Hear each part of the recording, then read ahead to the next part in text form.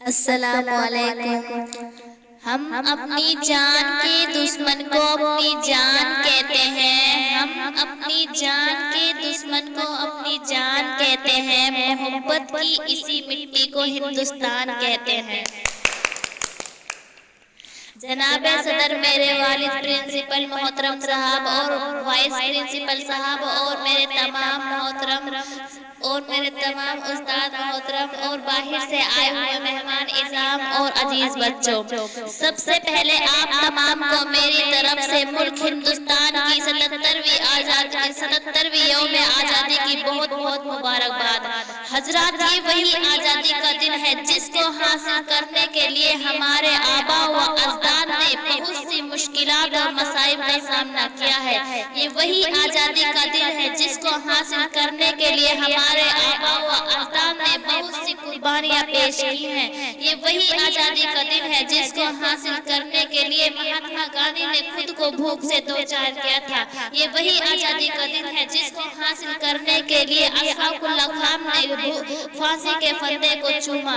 جب بھگت سنگھ کو پھانسی پر چڑھایا گیا تو بھگت سنگھ نے اپنی زبان سے یہ الفاظ نکالے: اب بھی جس کا خون نہ کھولا وہ خون نہیں پانی ہے، اب بھی جس کا خون نہ کھولا وہ خون نہیں پانی ہے، جو دیش کے کام نہ آئے وہ بیکار جوانی ہے۔ ہندوستان کی تاریخ بول رہی ہے کہ ملک ہندوستان کو آزاد کرانے میں بہت سے لوگوں نے اپنا اہم رول ادا کیا ہے، اور اگر بہادر شاہ ظفر کی بات کریں، جب 1857 کی جنگ میں بہادر شاہ ظفر کو رنگین کی کال کوٹری کے پیچھے دھکیل دیا تھا تو انگریزوں نے یہ کہا تھا: دم دمے میں دم نہیں اب خیر مانگو جان کی، دم دمے میں دم نہیں اب خیر مانگو جان کی، اے ظفر ٹھنڈی ہوئی شمشیر ہندوستان کی۔ ظفر نے جو جواب دیا تھا وہ یہ تھا: غازیوں میں بو رہے گی جب تلک ایمان کی، غازیوں میں بو رہے گی جب تلک ایمان کی، تختۂ لندن تک چلے گی تیغ ہندوستان کی۔ ہندوستان کو آزاد کرانے میں صرف بزرگوں کا نہیں بلکہ بچوں سے لے کر بڑوں تک نے ہر ایک نے عظیم رول کیا ہے۔ خودی رام بوس 17 سال کی عمر میں اپنی جان کو نچھاور کر رہا تھا۔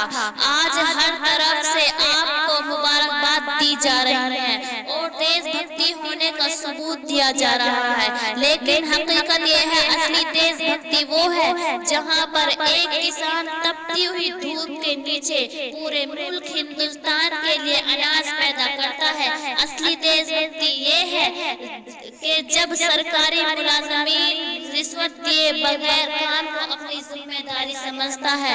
اصلی دیش بھکتی وہ ہے ہمارے ملک میں رہنے والے ہندو، مسلمان، سکھ، عیسائی آپس میں مل جل کر رہتے ہیں اور پریم کا پرچار کر رہے ہیں۔